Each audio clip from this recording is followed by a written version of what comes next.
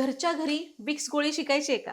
Vicks गोळी नाही हो, आपली आलेपाक वडी जी आपण थंडीमध्ये आवर्जून करतो.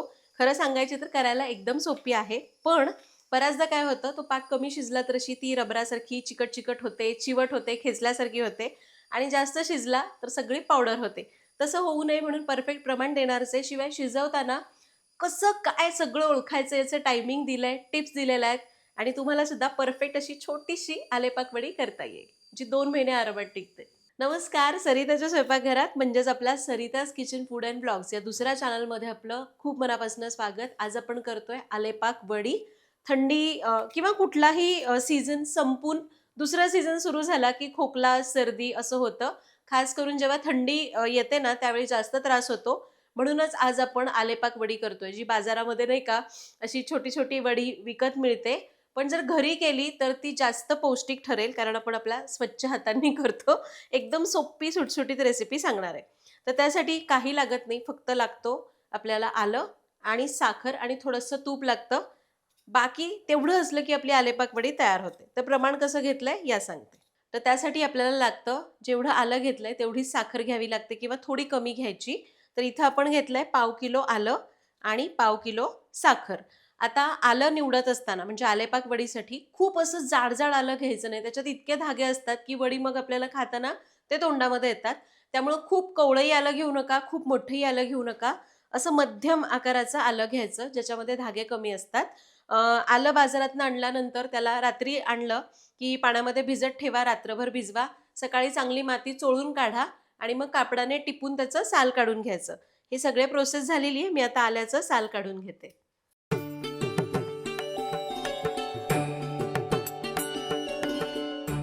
तर आपण आल्याचं सगळं साल काढून घेतलं. आता आपल्याला आलं कापताना अजून एक गोष्ट लक्षात घ्यायची आहे. काय करायचं, आलं आहे ना पहिल्यांदा उभं एकदम पातळ कापून घ्यायचं आणि त्यानंतर असं आडवं धरून बारीक तुकडे करायचे. याने काय होतं, जरी काही लांब धागे असतील तर ते सुद्धा बारीक चिरले जातात आणि मग वडीमध्ये ते दाताखाली येते. तर आलं आपण साल काढलं, बारीक चिरून घेतलं. आता आता मिक्सरचं भांडं घ्यायचं. कोरडं भांडं पाहिजे, पाणी नको. यामध्ये आलं काढूया. याला बारीक करून घेऊ. तर लक्षात घ्या, आपल्याला आलं बारीक करताना अजिबात पाणी घालायचं नाही. जितकं शक्य होईल तितकं पाणी न घालताच याला बारीक वाटून घ्यायचं. तर आपण याला पेस्ट करून घेतलं. जितकं शक्य होईल तितकं बारीक मऊ असं वाटून घ्यायचं. धागे जितके शक्य होतील तितके त्याचे बारीक झाले पाहिजेत, म्हणजे वडी छान होते. तर आपली पेस्ट तयार झाली आहे. चला आता आलेपाक करायला सुरुवात करू. तर कढई गरम करायला ठेवली आहे. त्यामध्ये आपण घेऊया 2 चमचे तूप. तर यामध्ये आपल्याला आल्याची पेस्ट घालायची.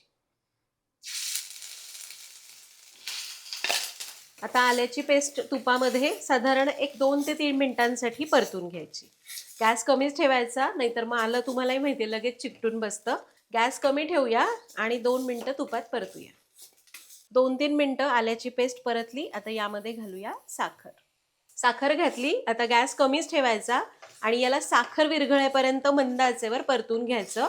आता मला माहिती बऱ्याच जणांच्या मनामध्ये हा प्रश्न आला असेल, ताई गूळ चालेल का?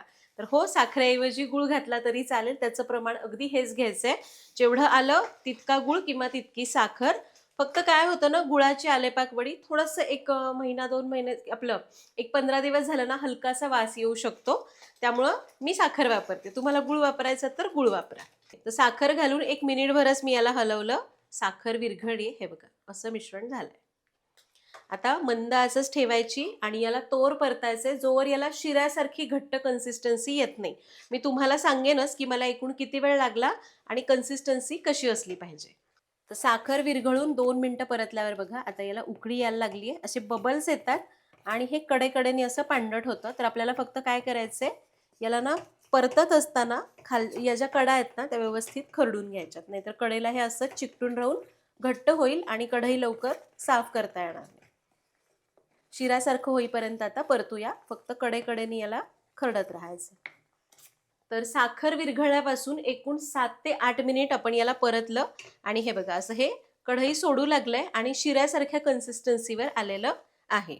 आता आपल्याला या स्टेजला घालायचं आहे थोडंसं साजूक तूप, अगदी थोडंसं, आणि याला मिक्स करायचं. तर असा गोळा झाला, गॅस बंद करूयात आणि याला लगेच आपण सेट करायला घेऊ. गॅस बंद केलाय. आता जोवर आपण मिश्रण परतत होतो, एका ताटलीला मी तूप लावून घेतलंय. पटकन गरम गरम असताना हे मिश्रण या ताटलीत काढूया.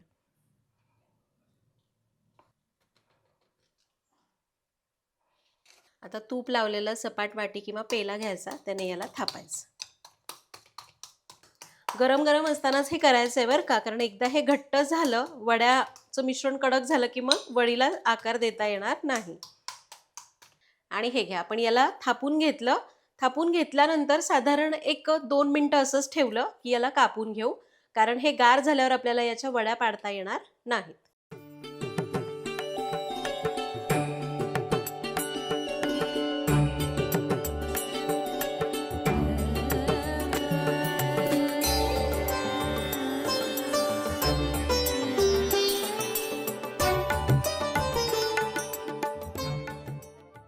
तर याच्या वड्या कापून घेतलेल्या आहेत. आता याला पूर्ण गार करायचं आहे, साधारण एक अर्धा तास लागेल. हे गार झालं की मग वड्या काढून घ्यायच्या. याला गार करून घेऊ आणि मग वड्या कापू. हां, फक्त एक लक्षात घ्या, हे उष्ण असतं कारण यामध्ये आपण भरपूर आलं वापरतो. त्यामुळे अगदी छोट्या छोट्या वड्या करायच्या, जेणेकरून एक वडी एका वेळी खाल्ली की ती पुरली जाईल. आलेपाक वडी गार झाली आहे. हलकं हलकं गरम लागतंय खाली, पण निघेल व्यवस्थित. अर्धा तास ठेवलं होतं, काढूया. तर गार झाल्यानंतर सुद्धा आपल्याला ना याला थोडे कट्स मारून घ्यावे लागतात, जेणेकरून वड्या व्यवस्थित आकारामध्ये निघतील. हे बघा, वडी छान कापली जाते, निघतीये सुद्धा व्यवस्थित. काढूया.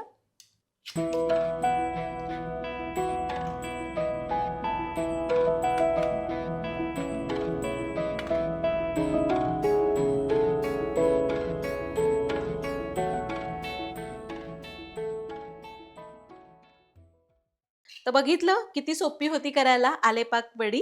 आणि मी ही वडी तयार झाली ना, कढईला थोडंसं राहिलेलं असतं, ते पार्थला खायला दिलं. मी स्वतः खाल्लं, जे व्हिडिओ शूट करतात त्यांनाही खायला दिलं. तर ते दोघं म्हणाले, अरे हे तर विक्स गोळीसारखं लागतंय. तर येस, विक्सच्या गोळीसारखी आपली ही खुटखुटीत आलेपाक वडी तयार झालेली आहे. एकदम अशी ताटातनं काढून घेतली ना की एक तासभर असं फॅनखालीच ठेवा, लगेच भरू नका. फॅनखाली ठेवल्यानंतर काचेच्या कोरड्या स्वच्छ बरणीमध्ये किंवा प्लास्टिक स्टीलच्या डब्यामध्ये भरून ठेवा. मस्त 2 महिने आरामात टिकते, खराब होणार नाही. गूळ वापरून करायची असेल तरी सुद्धा चालेल. फक्त गूळ वापरून केली ना, थोडीशी अशी चिकट होण्याची शक्यता असते. आपली चिक्की कशी असते तशी थोडंसं हाताला चिकट लागू शकतं, पण काही हरकत नाही. तुम्ही ती मस्त 2 महिने ठेवून खाऊ शकता. तर तुम्हीही इथं सांगितलेल्या प्रमाणाने टायमिंग नक्की फॉलो करा, कारण तुम्ही जर कमी शिजवलं तर ती अशी चिवट होणार, खेचल्यासारखी होणार, चिकट होणार. आणि जर जास्त शिजवलं तर वडी सेट करेपर्यंत कोरडी होणार. त्यामुळे टायमिंग व्यवस्थित लक्षात ठेवा, प्रमाण लक्षात ठेवा आणि आलेपाक वडी नक्की करा. आणि अजून एक कामाची टिप सांगते. बऱ्याचदा काय होतं, आलेपाक वडी आपण करून ठेवतो, जास्त करतो, मग ती उन्हाळा लागेपर्यंत संपतच नाही. मग उन्हाळ्यामध्ये खावीशी वाटत नाही, जळजळ होते. तर अशा वेळी तुम्ही एक करू शकता. उन्हाळा जरी असला तरी आपण चहात आलं घालतोच की नाही, तर काय करायचं, चहामध्ये आलं घालायचंच नाही. ही वडी जर तुम्हाला अशी खावीशी वाटत नाही, चहामध्ये सरळ एक वडी टाकायची, आलं बिलं किसून घालायचं नाही आणि साखर थोडी कमी घालायची. असं तुम्ही आल्याच्या वड्या संपवू शकता. भेटूया पुढच्या भागात. Happy cooking.